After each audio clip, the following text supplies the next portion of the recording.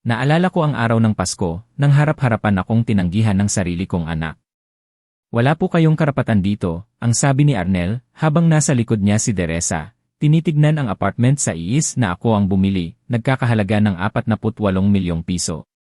Parang pinunit ang puso ko. Ang iniisip kong pamilya nagtataksil. Pero sa bawat patak ng luha, may apoy na nagliyab sa akin. Hindi pa sila tapos sa akin. Bago mo marinig ang buong kwento ng isang amang nanahimik, mag-subscribe ka muna, baka dito mo marinig ang sarili mong tinig. Ako si Mang Ricardo de los Reyes. 65 taong gulang na ako. Matagumpay sa negosyo, nagtayo ako ng isang malaking kumpanya sa konstruksyon mula sa wala. Marami na akong nakita sa buhay, magaganda at masasakit, ngunit hindi ko kailanman inakala na may isang pangyayari ang babasag sa akin, tulad ng gabi ng Noche Buena noong 2023. Gabi iyon ng pagmamahalan at pagpapatawaran para sa karamihan, ngunit para sa akin, naging gabi iyon ng matinding kahihiyan sa pintuan mismo ng aking sariling anak. 3 taon na rin nang mawala ang aking pinakamamahal na si Aling Carmen, ang aking asawa, at simula noon, pakiramdam ko ay palagi akong may kulang. Ang aking pamilya, lalo na ang aking mga anak na sina Arnel at Anya, ang tanging nagbibigay sa akin ng dahilan upang ipagpatuloy ang buhay. Naghanda ako ng husto para sa gabing iyon. Hindi lang basta regalo, kundi isang simbolo ng aking pagmamahal at pag-asang muling magkabati ang aming pamilya. Isang gift card na nagkakahalaga ng 3 milyong piso, 3 milyon para sa pangarap nilang paglalakbay. Isipin mo, isang karanasan sa buong mundo, pinakamagagandang hotel, hindi malilimutang alaala ng pamilya. Bukod pa rito, bumili rin ako ng isang bungkos ng puting calla lilies, ang paboritong bulaklak ni Teresa, ang asawa ni Arnel. Umaasa ako na ang simpleng kilos na ito ay makapagpapalambot sa kanyang puso. 9:00 ng gabi ang usapan, ngunit mas maaga akong umalis sa aking bahay sa Alabang. Habang nagmamaneho ako patungo sa Bonifacio Global City, sa mamahaling apartment ni Arnel, damang-dama ko ang lamig ng Disyembre, pero ang puso ko ay puno ng init, puno ng pag-asa. Kinakausap ko pa nga ang sarili ko na baka ngayong Pasko, magbago na ang lahat. Pagdating ko sa gusali, nakita ko ang mga ilaw sa ika-5 palapag kung saan nakatira si Arnel. Ang mga ilaw na iyon ay sumasayaw sa likod ng kurtina na parang naglalarawan ng isang masayang Noche Buena. Nakita ko ang mga anino ng mga tao na masiglang gumagalaw na inakala kong si Arnel na naghahanda ng inumin, si Teresa na nag-aayos ng hapag, at si Paolo, ang aking apo, na tumatakbo sa sala. Ang isiping makikita ko si Paolo, ang aking paboritong apo na 12 taong gulang pa lamang, ay nagbigay sa akin ng matinding kagalakan. Huminga ako ng malalim, inayos ang aking barong, at kinatok ang pinto. Dumating ang oras, ang sandali ng pagbabalik-tanaw, ang sandali ng pagbabago. Ngunit nang bumukas ang pinto, hindi ko inasahan ang bumungad sa akin. Si Teresa ang nagbukas, may ngiti sa labi, ngunit ang ngiti niya ay parang gawa sa plastik, hindi abot sa kanyang mga mata. "Ay, Mang Ricardo. Ang aga niyo po," ang sabi niya na may tono ng pagtataka, hindi pagtanggap. "Akala ko po may lakad kayo. Hindi po kasi kayo kasama sa initial plans namin." Nanlamig ang buong katawan ko. Pagkatapos, lumabas si Arnel. Ang kanyang mga mata ay walang emosyon, malayo sa mga matang kilala ko. Parang may dingding sa pagitan namin. "Umalis na po kayo, tatay," ang sabi niya, may lamig sa tinig na mas masakit pa sa sampal. "Hindi po kayo welcome dito." Nakita ko sa likod niya ang mga anino ng mga bisita, mga ngiti at tawanan. Pati si Paolo, nakita ko sandali at doon ako labis na nasaktan. Tumigil ang mundo ko. Ang regalo na 3 milyong piso, ang mga bulaklak, ang lahat ng pag-asa ko, ay nahulog sa lupa kasama ng aking dignidad. Tumayo ako roon, sa labas ng pinto, sa malamig na pasilyo, kasama ang aking nasirang puso. Ang aking sariling anak, ipinagtulakan ako palabas sa Noche Buena. Bumalik ako sa aking sasakyan, umupo sa loob, at tinitigan ang maliwanag na bintana ng apartment ni Arnel. Sa gitna ng lamig ng gabi, ang tanong na bumalik-balik sa aking isip ay, bakit? Paano nangyari ito sa akin? Hindi ako makatulog ng gabing iyon, at sa pagitan ng mga pagluha, binalikan ko ang nakaraan, ang mga alaala na matagal ko nang itinago sa isang sulok ng aking isip. 3 taon na rin nang mawala ang aking asawa, si Aling Carmen. Ang kanyang pagkawala ay nag-iwan ng malaking butas sa aking buhay, isang kalungkutan na tanging ang presensya lamang ng aking pamilya, lalo na ng aking mga anak, ang makapagpapagaan. Siguro, dahil sa kalungkutang iyon, mas lalo kong pinilit na panatilihing buo ang aming pamilya, lalo na si Arnel, ang aking panganay, na noon ay tila lumalayo. 5 taon na rin noong ikinasal si Arnel kay Teresa.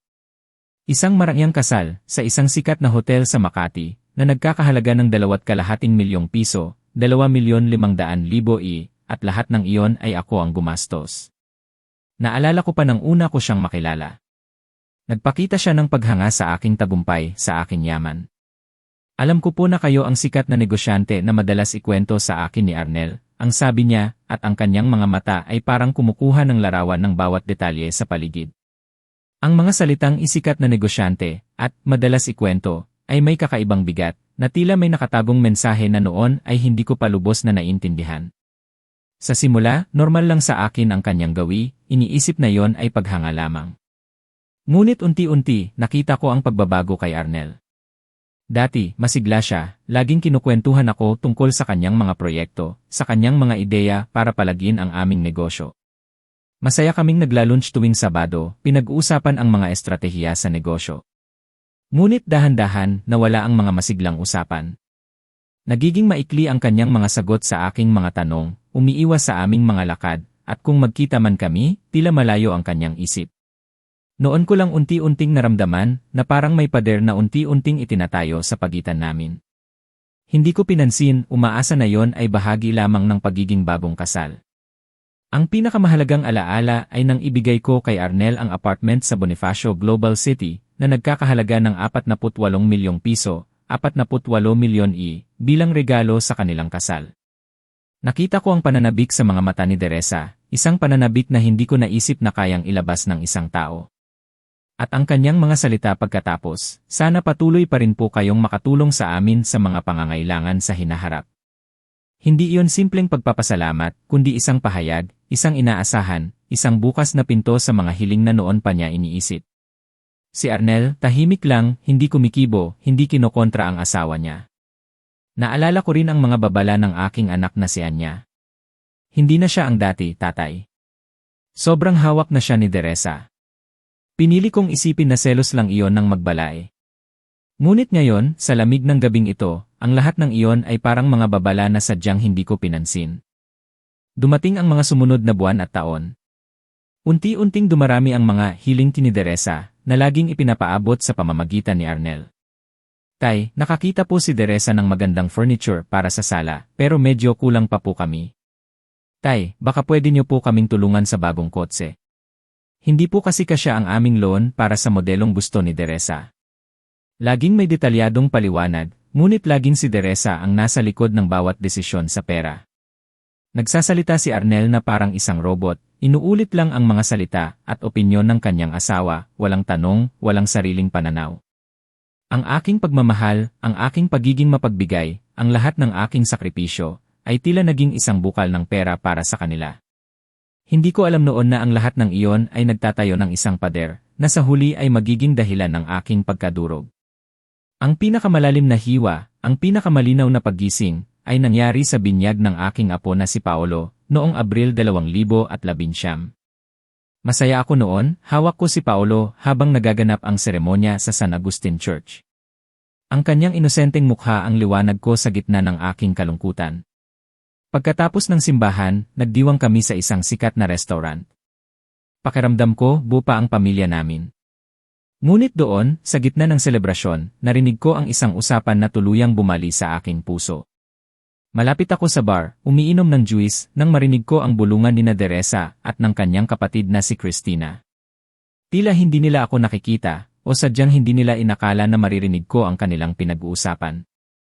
Pasensya lang, ang sabi ni Teresa kay Christina, may bahid ng pagmamalaki sa kanyang boses.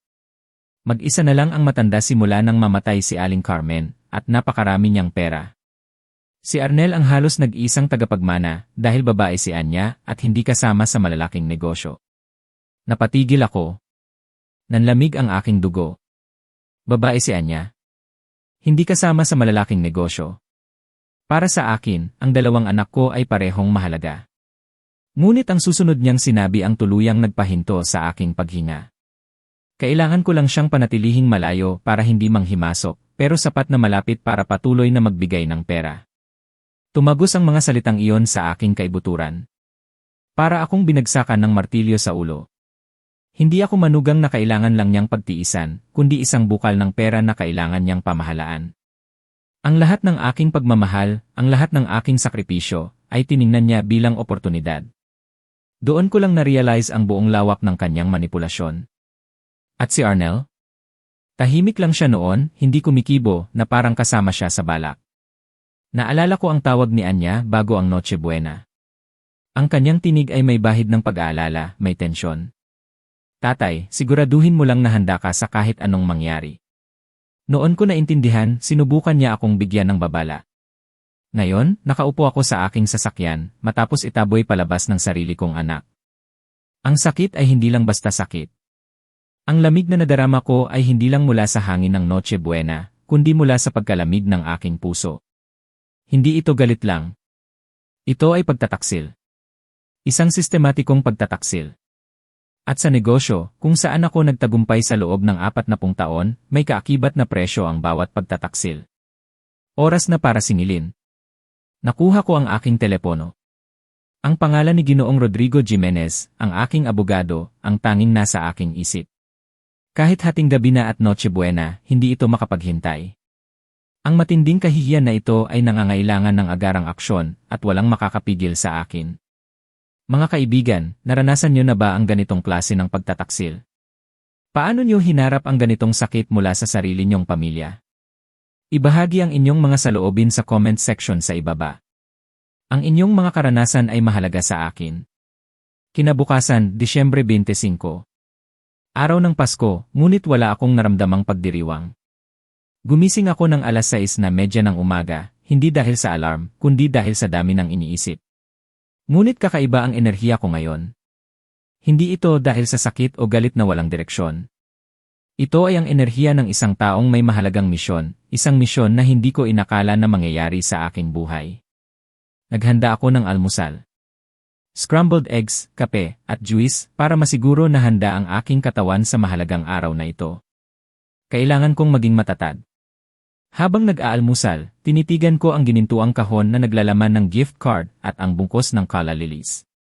3 milyong piso na magkakasya sa aking bulsa, ngunit may kapangyarihang magpabago ng buhay. Pinili ko ang aking pinakamagandang asul na traje de boda, ang parehong traje na isinuot ko nang lagdaan ko ang pinakamalaking kontrata ng aking kumpanya. Kung babaguhin ko ang hinaharap ng aking panganay, gagawin ko ito ng may parehong pormalidad at profesionalismo. Ang bawat piraso ng aking suot ay may simbolikong kahulugan. Ayoko silang makita akong nagmamakaawa. Gusto kong makita nila ako bilang isang patriarkang may dignidad, isang taong nagtayo ng isang imperyo, at nararapat sa paggalang at pagmamahal. Alas 10:40 ng gabi, Noche Buena, kinontak ko si Ginoong Rodrigo Jimenez. Ginoong Esteban, magandang gabi po, ang bati niya, halatang nagulat sa aking tawag sa ganoong oras. Sana po ay masaya ang inyong Noche Buena kasama ang inyong pamilya. Halos matawa ako sa pait ng kanyang mga salita. Rodrigo, kailangan ko ng kagyat na meeting bukas ng umaga. Priority, ang sabi ko, at narinig ko na bumalik ang aking boses na matatag, ang boses ng isang negosyante. Narinig ko ang ingay ng Pasko sa likod niya, alam kong inistorbo ko ang kanyang pagdiriwang. Ngunit ang kanyang profesionalismo ay hindi nagpabaya. Mayroon po bang emergency na legal, Ginoong Esteban, ang tanong niya, at naramdaman ko ang pagbabago sa kanyang tono. Kinabukasan, alas 9 ng umaga, nasa opisina na ako ni Ginoong Rodrigo Jimenez sa Pidcom Tower, Makati. Napakaganda ng tanawin mula sa ika-21 palapag. Inilatag niya sa harap ko ang lahat ng dokumento na may kinalaman kay Arnel, mga titulo ng ari-arian, bank account, investments, at testamento. Ginoong Esteban, naipon ko na po ang lahat ng impormasyon. Ang kabuang halaga ng mga ari-arian, account, investments, at inaasahang mana ni Arnel ay umaabot sa 170 milyong piso, 170 milyon hindi pa kasama ang halaga ng kanyang shares sa kumpanya, na maaaring umabot sa 24 na milyong piso, 24 milyon. Ang mga numero, sinabi ng walang emosyon, ay mas malakas pa sa aking naisip. Sisirain ko ang mga iyan, ang sabi ko, malamig ang boses. Unahin natin ang apartment sa GIC. Iyon ang apartment na regalo ko sa kanya. Gusto kong simulan agad ang legal na proseso ng pagbawi ng donasyon dahil sa matinding kawalanghiyaan at pagtataksil ng beneficiary. Iyon ang nasa Artikulo 648 ng Kodigo Sibil ng Pilipinas. Ang apartment na yon ay ililipat ng direkta at walang kondisyon kay Anya. Pagdating naman sa 7 milyong piso, 7 milyon sa mga bank account ni Arnel, gusto kong ipa-freeze ang lahat ng pondo at ilipat ang pagiging co-owner kay Anya. Ang 18 milyong piso, 18 milyon na shares sa kumpanya at ang 30 milyong piso, 30 milyon na insurance, lahat ay mawawala sa kanya. Sa kabuuan, ang 180 milyong piso, 180 milyon na inakala niyang sa kanya ay mawawala. Tinitignan ko si Ginoong Jimenez na nagsusulat ng detalyado. Kailan kaya malalaman ni Arnel ang lahat ng ito, ang tanong ko. Sumagot si Ginoong Jimenez, sa panahon po ng Pasko, maraming opisina ang sarado, kaya malamang po sa Enero 8 hanggang 20 niya matatanggap ang mga abiso. Maganda. May halos 1 buwan pa siya para magpakasasa sa kanyang tagumpay bago niya maramdaman ang tunay na bigat ng kanyang mga desisyon. Hindi lang paghihiganti ang nasa isip ko, kundi pati na rin ang kinabukasan. Kahit paano, may isang taong inosente sa lahat ng kabuluhang ito, at iyon ay ang aking apo, si Paulo. Siya ang binhing pag-asa sa gitna ng lahat ng pait. Kaya, habang nasa opisina kami ni Ginoong Jimenez, sinimulan kong sabihin ang aking plano para kay Paulo. Rodrigo, gusto kong magtatag ng isang educational trust fund para kay Paulo, ang sabi ko, mas kalmado ang aking boses ngayon. Maglagay tayo ng 4.5 milyong piso, 4,500,000 sa isang trust fund na magagarantiya ang kanyang pag-aaral sa kolehiyo, kasama na ang postgraduate studies, kung iyon ang kanyang pipiliin. Tinitigan ako ni Ginoong Jimenez, marahil nagtataka kung bakit pa rin ako nagmamalasakit sa gitna ng lahat. Ngunit si Paulo, inosente siya sa mga manipulasyon ng kanyang mga magulang. Hindi ko siya papayagan na maging biktima ng kanilang kasakiman. Ang pondong ito ay para sa kanya, para sa kanyang kinabukasan. Ngunit may kondisyon. Ang pondong ito, dagdag ko, ay maaari lamang niyang ma-access kapag siya ay 18 taong gulang na, at kung mananatili siyang may direktang at kusang loob na kontak sa akin, hindi bababa sa 6 na buwan bago ang bawat taunang pagpapalabas ng pondo. Hindi ito upang manipulahin si Paulo, kundi upang bigyan siya ng insentibo na hanapin ang katotohanan, upang magkaroon kami ng pagkakataon na magkakilala muli bilang lolo at apo. Gusto kong malaman niya ang tunay na nangyari, at kung pipiliin niya akong hanapin, bukas ang aking mga braso at ang aking puso. Pagkatapos nito, kinumpirma ko ang huling pagbabago sa aking testamento.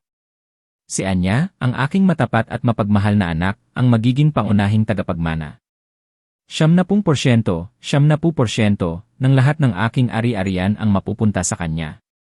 Ang natitirang 10%, 0%, ay ilalaan ko sa mga piling charity organizations sa Pilipinas. Nagtrabaho kami ng mahigit 6 na oras, tinalakay ang bawat detalye, bawat legal na hakbang. Bawat dokumento, bawat lagda ay isang hakbang patungo sa pagbawi ng aking dignidad sa pagtataguyod ng katarungan. Nang matapos ang lahat, naramdaman ko ang isang malalim na kasiyahan na matagal ko nang hindi naramdaman, simula pa noong mga panahong matagumpay ako sa aking negosyo. Nabawi ko ang kontrol sa aking ari-arian at sa aking pamilya. Hindi ito paghihiganti kundi isang aral. Isang aral para kay Arnel at Teresa, at isang aral din para sa akin. Para sa akin, natutunan ko na ang pagmamahal ay hindi dapat bulad. Para sa kanila, sana ay matutunan nila ang halaga ng paggalang, ng utang na loob, at ng tunay na pagmamahal. Tumayo ako mula sa upuan, isang matandang lalaki na may bagong pag-asa, may bagong layunin. Ang katarungan sa huli ay magwawagi. Makalipas ang Noche Buena, dumaan ang mga araw ng Kapaskuhan at bagong taon nang may kakaibang katahimikan sa aking bahay sa Alabang. Hindi na tulad ng dati na laging nag-aalala ako kung tatawag si Arnel, kung magte-text si Teresa para humingi na naman ng pabor, o kung ano na namang dahilan ang gagamitin nila para ilayo ako kay Paulo. Ngayon, iba na. Tahimik ang aking umaga, nagbabasa ako ng dyaryo, nag-ehersisyo ng bahagya sa aking terasa, o naglalakad sa hardin na minahal ni Aling Carmen. Sa kauna-unahang pagkakataon sa loob ng maraming taon, naramdaman ko ang tunay na kapayapaan, na parang nabunutan ng tinik sa dibdib. Ngunit ang katahimikan na yon ay may hangganan. Dumating ang Enero 8. Alas 7 ng gabi. Narinig ko ang aking telepono na nagriring. Isang hindi kilalang numero. Hinayaan ko lang. Pagkaraan ng ilang sandali, tumawag muli. Hinayaan ko pa rin.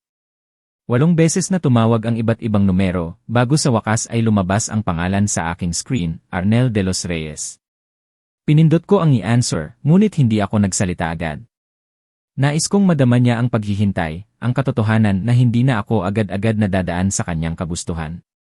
Opo, ang sabi ko, gamit ang parehong neutral at profesional na tono na ginagamit ko sa pakikipag-usap sa mga hindi kilalang kliyente sa negosyo.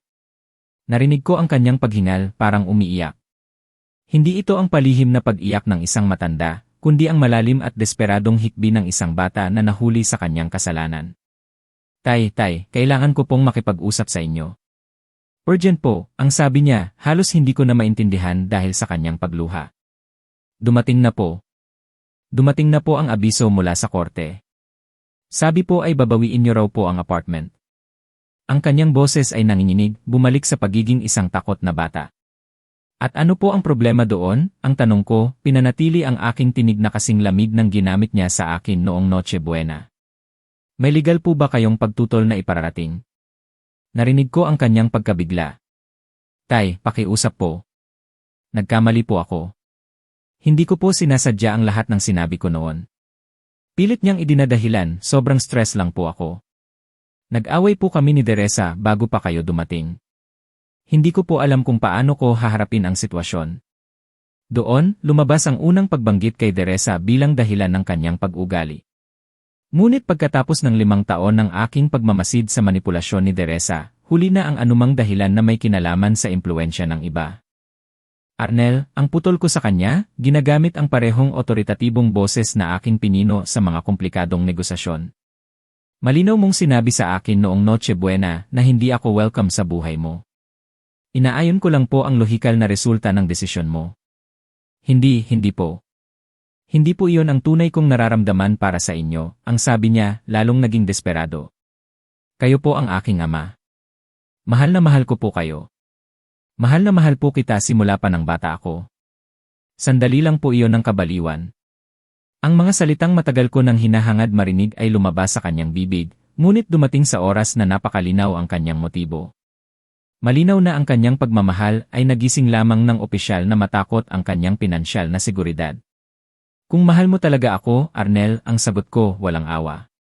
Hindi mo sana ako ginawa na parang pulubi sa Noche Buena.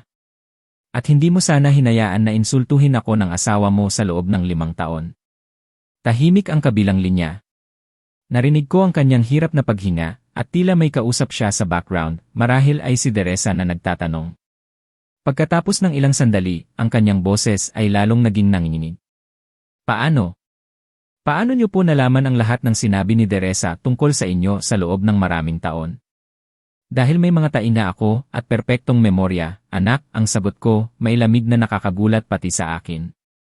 At dahil sa loob ng 5 taon, iniisip kong idokumento kung paano ka unti-unting nilaso ng babaeng iyon laban sa iyong sariling ama. Hindi na siya nakasagot. Pinatay ko ang telepono at agad na sinilent ang aking mobile. Sa kauna-unahang pagkakataon simula Noche Buena, napangiti ako ng tunay. Ang katarungan ay opisyal nang nagsimula. Sa mga sumunod na araw, ang aking telepono ay naging parang larangan ng digmaan. Si Arnel, sa kanyang desperasyon, ay naglunsad ng isang serye ng pangungulit. Tumatawag siya bawat 2 oras mula sa iba't ibang numero, nagte-text ng mga mensaheng naglalaman ng pagmamakaawa at walang saysay na banta. Nagpadala rin siya ng mga email mula sa mga account na hindi ko kilala, malamang ay mula sa kanyang mga kaibigan na pinakiusapan niya. Nablock ko na ang kanyang pangunahing numero, ngunit ang kanyang pagiging obsesibo ay nakakabahala. Ang bawat hindi nabasang mensahe ay isang maliit na personal na tagumpay para sa akin. Sa kauna-unahang pagkakataon sa 5 taon, ako ang ganap na kumokontrol sa takbo ng aming komunikasyon, o sa madaling salita, sa kawalan nito. Noong Enero 12, halos alas 7 ng gabi, dumating si Anya sa aking bahay. Ang kanyang mukha ay may kakaibang seryoso na hindi ko pa nakikita simula noong araw ng libing ni Aling Carmen. Umupo kami sa sala, kung saan madalas umupo si Aling Carmen habang nakikinig ng classical music. Nagsalaysay si Anya ng isang sitwasyon na nagpatunay sa aking pinakamasamang hula tungkol sa pagkasira ng kasal ni Arnel. Tatay, kailangan ko pong sabihin sa inyo ang tungkol kay Arnel, simula ni Anya, may pagod sa kanyang boses, na nagpapakita ng linggo ng tensyon. Hindi po niya ako tinantanan. 4 na beses po siyang tumatawag sa akin bawat araw. Hindi rin po siya nag-aabiso, basta na lang po siya sumusulpot sa aking opisina. Kagabi po, nagpakita siya sa aking apartment bandang 11:30, nagmamakaawa na pakiusapan ko kayo na magbago ng isip. Ang isiping ang aking matandang anak ay walang humpay na nanggugulo sa kanyang nakababatang kapatid upang siya ay iligtas sa kanyang sariling kapabayaan, ay nagdulot sa akin ng magkahalong pagdududa at malalim na kalungkutan. Iyon ang kumpirmasyon na nagpalaki ako ng isang duwag na manipulator na hindi kayang tumanggap ng responsibilidad. At ano ang tiyak mong sagot sa mga panggigipit na yon? Ang tanong ko, kahit na ang pagiging determinado sa kanyang mukha ay nagbigay na sa akin ng sagot. Inulit ko sa kanya ang eksaktong itinuro niyo sa akin noong bata pa kami, na ang adultong aksyon ay may adultong kahihinatnan, at kailangan niyang harapin ito nang hindi dinadamay ang mga inosenteng third party. Huminga ng malalim si Anya bago nagpatuloy sa mas detalyadong impormasyon. Ngunit tatay, may iba pa po kayong kailangang malaman. Nagkakaproblema po sina Arnel at Teresa sa kanilang kasal dahil sa financial crisis na ito. Ang impormasyong iyon ay agad na umakit sa aking buong atensyon. Inasahan ko na ang mga pinansyal na problema ay magdudulot ng tensyon, ngunit hindi ko inakala na ito ay magpapakita ng napakabilis at ng ganitong matinding pagkasira. Base po sa aking nakita, patuloy ni Anya, sobrang galit po si Teresa dahil sa kanyang sinabi, hindi raw po maayos na nahawakan ni Arnel ang sitwasyon niyo. Ngunit ang pinakamalinaw at pinakameserableng parte ay ang pagdidiin niya ngayon kay Arnel, na sinisisi niya sa pagkawala ng kanyang ginagarantiya na pinansyal na seguridad sa hinaharap. Doon, lumabas ang malinaw na kumpirmasyon ng aking matagal ng hinala. Para kay Teresa, hindi ako isang biyenan na kailangan niyang pakitunguhan ng diplomatiko, kundi isang pinagmumulan ng kita na kailangan niyang diskartehan. Ngayon na sarado na ang pinagmumulang iyon, lumabas ang kanyang tunay na likas na pagiging makasarili. Anya, ang sabi ko, hinawakan ang kanyang mga kamay ng may kabigatan na inilalaan ko lamang sa pinakamahalagang desisyon sa aking buhay. Kailangan kong humingi sa iyo ng isang napakahirap na bagay, ngunit napakahalaga para sa aking hinaharap na kapayapaan. Tinitigan niya ako ng may walang kondisyong pagtitiwala na nagpapakita ng aming relasyon bilang ama at anak mula pa noong bata pa siya. Sabihin niyo po ang kailangan niyo, tatay. Alam niyo po na gagawin ko ang lahat ng makakaya ko. Kailangan mong putulin ang lahat ng uri ng pakikipag-ugnayan kay Arnel, ang sabi ko, walang pag-aalinlangan. Walang tawag, walang bisita, walang pagiging tagapamagitan. Gusto kong malinaw mong iparating sa kanya na ang aking pamilya ngayon ay ikaw lamang. Nagpakita ng pagkabigla si Anya, ngunit hindi matinding gulat. Inasahan na niya ang kahilingang ito mula nang masaksihan niya ang aking kahihiyan noong Noche Buena. Tatay, sigurado po ba kayo sa desisyong ito? Sa kabila ng lahat, kapatid ko pa rin si Arnel. Dahil mismo sa dahilan na yan, ang putol ko sa kanya, nang may pagmamahal ngunit matinding pagpupursige. Ang sitwasyong ito ay lumalampas sa simpleng away pamilya. Ang ginawa sa akin ni Arnel noong Noche Buena ay isang deklarasyon ng emosyonal na digmaan. Hindi ko hahayaan na ikaw ay mahuli sa gitna ng labanang ito, ginagamit bilang tagapamagitan. Ang ating pamilya ngayon ay ikaw at ako na lamang. Nag-isip ng tahimik si Anya sa loob ng ilang minuto, pinoproseso ang buong implikasyon ng aking kahilingan. Sa wakas, sumagot siya ng may maturity na nagpakita ng aking pagmamalaki bilang isang ama. Lubos ko pong naiintindihan ang inyong posisyon, tatay. Naiintindihan ko rin po na kailangan ni Arnel na harapin ang mga kahihinatnan ng kanyang mga desisyon nang walang nagliligtas sa kanya. Huminto siya ng makabuluhan bago ibinigay ang pag-aalala na pareho naming nararamdaman. Ngunit ang tiyak na paghihiwalay na ito ay nangangahulugan na si Paolo ay lalaking hindi lubos na nakakakilala sa kanyang lolo, nang hindi nakikinabang sa inyong karunungan at karanasan sa buhay. Tumagos ang komentong iyon sa pinakamahinang bahagi ng aking emosyon. Si Paolo ang aking pinakamalaking kahinaan, ang aking pag-asa para sa pagpapatuloy ng pamilya, ang ilaw na nagpaliwanag sa aking pinakamadilim na taon matapos mawala si Aling Carmen. Malalaman ni Paolo ang buong katotohanan pagdating niya sa sapat na gulang, ang sagot ko, pilit pinipigilan ang lungkot na hindi ko lubos maitago. At kung sa panahong iyon ay kusang loob siyang magpasya na hanapin ako, lahat ng pinto ay bukas para sa kanya. Ngunit hindi ko papayagan na gamitin siya bilang isang instrumento ng emosyonal na pananakot ng kanyang mapanlinlang na mga magulang. Tumango si Anya nang may pag-unawa. Tama po kayo, tatay. Sinubukan na po ni Arnel na gamitin ako bilang tagapamagitan para sa kanyang mga layunin, at tiyak na gagamitin niya ang parehong estratehiya kay Paolo kung may access siya rito. Kaya nga kailangan na ang paghihiwalay na ito ay ganap at tiyak, git ko. Gusto kong iparating mo kay Arnel na anumang pagtatangka na muling makipag-ugnayan sa akin sa pamamagitan mo ay otomatikong magdudulot din na mawala ka sa aking buhay at sa aking testamento. Ang banta na ito ay purong estratehiya, psikolohikal. Alam kong hindi ako kailanman tatraidorihin ni Anya, ngunit gusto kong maunawaan ni Arnel na wala na siyang natitirang kakampi sa aming istruktura ng pamilya na maaari niyang pagsamantalahan. Gagawin ko po ang eksaktong inyong kahilingan, kumpirma ni Anya nang may determinasyon na nagpakita ng aking dugo. Ipararating ko po ng malinaw na ang kanyang pag-ugali sa inyo ay nagdulot ng mga kahihinatnan na lumalampas sa aspetong pinansyal. Nang gabing iyon din, tinawagan ni Anya si Arnel mula sa aking bahay upang marinig ko mismo ang buong usapan. Ang kanyang mensahe ay direkta, nakakadurog at hindi mapagbabago. Arnel, pinutol ko na ang lahat ng kontak sa iyo nang walang katiyakan. Ang ginawa mo kay tatay noong Noche Buena ay hindi mapapatawad at ayoko nang maging parte ng isang pamilya na ganoon ang pakikitungo sa taong nagbigay buhay sa atin. Ang reaksyon ni Arnel ay inaasahan, hysterical at miserable. Nagalit siya, nagmakaawa ng walang kabuluhan, nangako ng agarang pagbabago, at nagbanta pa nga na magpapakamatay, na agad naming kinilala ni Anya bilang desperadong emosyonal na manipulasyon. Kung seryoso kang saktan ng sarili mo, ang sagot ni Anya nang may klinikal na lamig na namana niya mismo sa akin. Kontakin mo agad ang isang kwalipikadong propesyonal sa kalusugang pangkaisipan. Pero huwag kang gagamit ng theatrical na pagbabanta para manipulahin ako. Hindi ito gagana. Nang matapos ang tawag, nagyakap kami ng tahimik sa loob ng ilang minuto. Ito ay sabay na yakap ng paalam sa pamilya na aming nakilala sa loob ng maraming dekada, at yakap ng pagtanggap sa bagong realidad na aming bubuo ng magkasama, malayo sa toksisidad at manipulasyon. Ngayon, tayo na lang dalawa, anak, ang bulong ko sa kanyang buhok, may halong lungkot at ginhawa. Tayo lang ang mas matalino at mas tapat sa pamilyang ito, ang sagot niya, may malungkot ngunit tunay na pag-asa sa kanyang ngiti.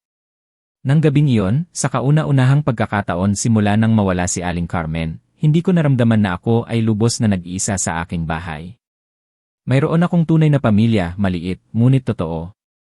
Kung QACNHNLay, dahil tulungan akong mag-comment ng numero 1 sa ibaba, para malaman ko na may mga kasama pa rin ako sa paglalakbay na ito. Ang inyong presensya ay ang pinakamalaking inspirasyon para maikwento ko ang huling bahagi ng kwento. Salamat po.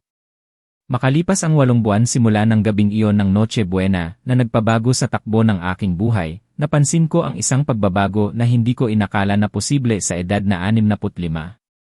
Agosto ng 2024 na noon, at habang nilalamon ng matinding init ng tag-araw ang Pilipinas, natagpuan ko ang isang panloob na kapayapaan na matagal ko nang hindi nararanasan, simula pa noong mga gintong taon ng aking kasal kay Aling Carmen. Ang mga prosesong legal, salamat sa matalas na paghawak ni Ginoong Rodrigo Jimenez, ay natapos ng matagumpay noong Mayo.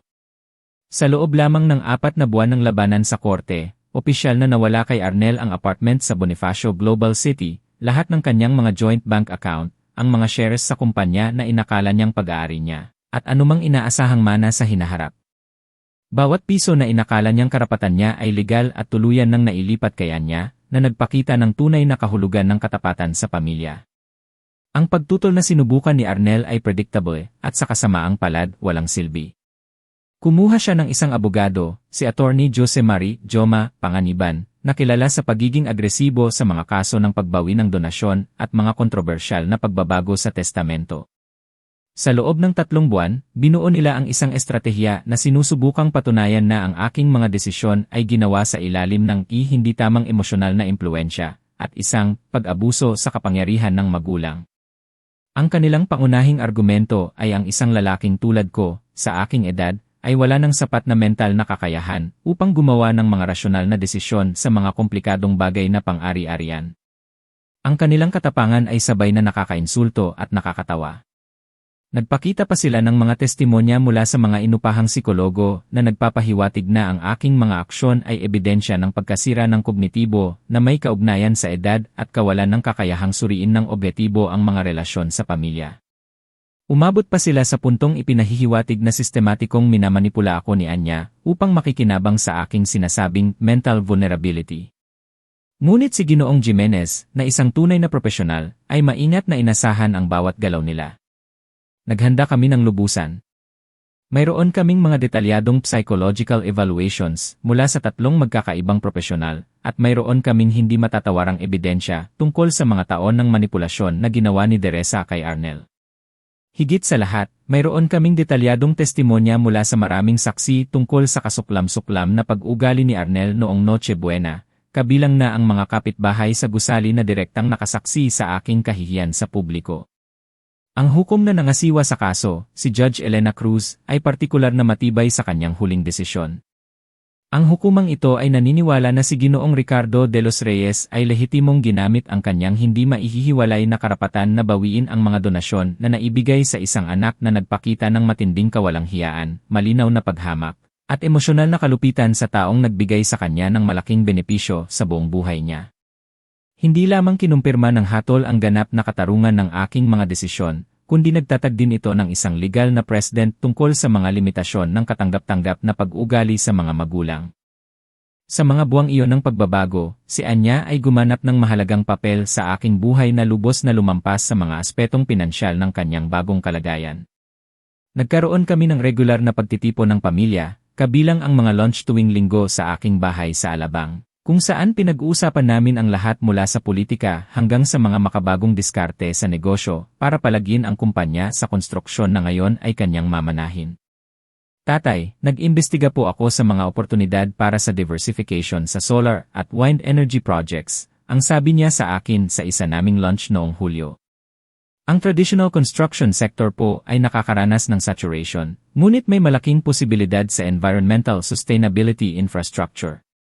Ang mga ganitong usapan ay nagbigay sa akin ng pagmamalaki bilang isang ama na hindi ko pa naramdaman sa loob ng maraming taon. Si Anya ay hindi lamang nagpakita ng walang katapusang katapatan sa pamilya, kundi mayroon din siyang estratehikong pananaw sa negosyo at analytical na katalinuhan na matagal ko nang hinahanap kay Arnel. Ngunit ang pinakakasiya siyang impormasyon ay dumarating sa pamamagitan ng hindi direktang paraan, na nagpapanatili sa akin na may alam tungkol sa unti-unting pagkasira ng kasal ni Arnel nang hindi ko kailangang aktibong magtanong. Ang aking dating kalihim, si Mercedes Chedeng Lim, na nanatiling kaibigan ng ilang kapitbahay sa gusali kung saan nakatira ang aking dating anak, ay regular na nagbibigay sa akin ng mga update. Ginoong Esteban, ang sabi ni Chedeng sa akin sa isang casual na pag-uusap noong Hunyo, sinasabi po ng mga babae sa ikalimang palapag na may mga nakakatakot na pag-aaway na naririnig mula sa apartment kung saan nakatira si Arnel. Lumalabas po na palaging sinisisi ni Teresa si Arnel sa pagkasira ng kanilang pinansyal na kinabukasan, habang si Arnel naman po ay palaging sinisisi si Teresa sa pagmamanipula sa kanya para masama ang pakikitungo sa inyo. Ang ironya ng sitwasyong iyon ay napakasarap. Ang babaeng naglaan ng 5 taon upang sistematikong lasunin ang aking anak laban sa akin, ngayon ay pinahihirapan siya ng psikolohikal dahil sa pagsunod niya ng may labis na kasakiman. Ang kasal na itinayo sa isang parasitik na batayan ng pagsasamantala sa aking pagiging mapagbigay ay tuluyang gumuho ng sarado na ng permanente ang pinagmumulang iyon ng pera. Noong Hulyo, ibinigay sa akin ni Mercedes Chedeng Lim ang pinakakasiya siyang update. Ginoong Esteban, ang sabi niya, inakala ko po na interesado kayong malaman na opisyal na po nilang sinimulan ang proseso ng diborsyo nina Arnel at Teresa. Ang mga pag-aaway po tungkol sa custody ni Paolo at paghati-hati ng mga ari-arian, na halos wala naman, ay tuloy-tuloy at napakatindi. Ang impormasyong iyon ay nagdulot sa akin ng magkasalungat, ngunit higit na positibong damdamin. Sa isang banda, kinumpirma nito na ang aking mga aksyon ay nagdulot ng eksaktong mga kahihinatnan na aking estratehikong kinakalkula. Sa kabilang banda, nalungkot ako na isipin na si Paolo ay lalaki sa gitna ng ganoong toxicity sa pamilya, bagaman alam kong rasyonal na wala na akong direktang kapangyarihan upang protektahan siya. Noong Agosto 20, eksaktong 8 buwan matapos ang Noche Buena na nagpabago sa aking mundo, nakatanggap ako ng karagdagang impormasyon na nagkumpleto sa perpektong sirkulo ng poetic justice. Tinawagan ako ni Mercedes na may balita na halos nakapagpatawa sa akin ng malakas. Ginoong Esteban, ipinagbigay alam ko po na napilitang lumipat si Arnel mula sa apartment. Nakakuha po si Teresa ng temporary court order na nagbibigay sa kanya ng exclusive use ng tirahan sa panahon ng diborsyo. Ang imahen ng aking anak na pinatalsik mula sa apartment na aking ibinigay sa kanya, ng mismong babae na nagmanipula sa kanya upang patalsikin ako sa kanyang buhay, ay nagpapakita ng isang perpektong simetriya na tila dinisenyo ng isang cosmic scriptwriter na may poetic justice. May impormasyon po ba kayo kung saan siya nakatira ngayon? Ang tanong ko, mas dahil sa sociological curiosity kaysa sa tunay na pag-aalala. Ayon po sa aking impormasyon mula sa mga kapitbahay, nakatira po siya pansamantala sa isang kasamahan sa trabaho sa isang maliit na apartment sa Tondo, sagot ni Mercedes. Tondo, isa sa mga mas mapagkumbaba at abot-kayang sektor ng Maynila, milya-milya ang layo sa yaman ng Bonifacio Global City, kung saan siya nakatira lamang dahil sa aking pinansyal na pagiging mapagbigay. Ang kanyang pagbagsak sa lipunan ay kasing dramatiko ng simbolikong perpekto. Nang gabing iyon din, habang pinagmamasdan ko ang paglubog ng araw mula sa terasa ng aking bahay, napapaligiran ng mga hardin na minahal ni Aling Carmen, nakatanggap ako ng isang text message mula sa isang numero ng telepono na hindi ko kilala. Lolo, si Paolo po ito. Pagdating ko po ng 18, pwede ko po kayong bisitahin. Laging po kayong pinag-uusapan ni na Papa at Mama, pero may magaganda po akong alaala sa atin. Sana po magkita tayo. Sa kauna-unahang pagkakataon sa 8 buwan, hinayaan kong dumaloy ng malaya ang luha sa aking mukha, ngunit hindi ito luha ng kalungkutan o pagsisisi, kundi luha ng panibagong pag-asa at lubos na emosyonal na kumpirmasyon. Natagpuan ng aking apo ang isang matalinong paraan upang makipag-ugnayan sa akin nang walang kaalaman ang kanyang dysfunctional na mga magulang, at higit sa lahat, ipinakita niya na ang sistematikong kasinungalingan ni Teresa ay hindi nagawang burahin ang mga masasayang alaala ng aming mga pinagsamahan. Agad akong sumagot, ang puso ko ay puno ng tunay na emosyon. Paolo, mananatiling bukas ang pintuan ng bahay na ito para sa iyo pagdating mo ng tamang edad. Mahal na mahal kita, Lolo Carding mo. Habang ipinapadala ko ang mensahe, naunawaan ko na mayroon akong nakamit na isang bagay na walang hanggan ang halaga kaysa sa simpleng paghihiganti sa pamilya. Nagtatag ako ng isang bagong kaayusan na nakabatay sa paggalang, sa tunay na katapatan, at sa mga tunay at hindi maiiwasang kahihinatnan para sa mga mapanirang aksyon. Ang katarungan, sa wakas at sa ganap na paraan, ay lubos na nagwagi. Ang aking pamilya ngayon ay binubuo ni Anya, na pinili ang katapatan higit sa kapakinabangan, at ni Paolo, nahahanapin ako kapag may kalayaan na siyang gawin ito.